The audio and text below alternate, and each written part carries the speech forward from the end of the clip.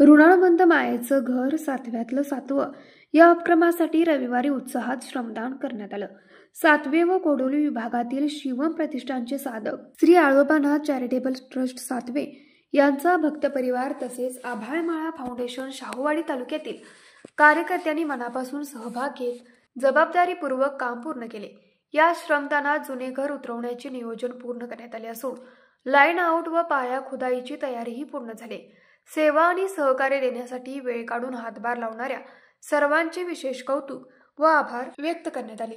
घराचा प्लॅन व एस्टिमेट तयार करून कामाची देखरेख करण्याची जबाबदारी शिवम साधक श्री सोहन दळवी सरकार यांच्याकडे असून याच दिवशी त्यांचा जन्मदिन असल्याने त्यांनी सर्वांना वडापाव नाश्ता देत श्रमदानाची सांगता केली। यावेळी सर्वांनी त्यांना वाढदिवसाच्या शुभेच्छा दिल्या।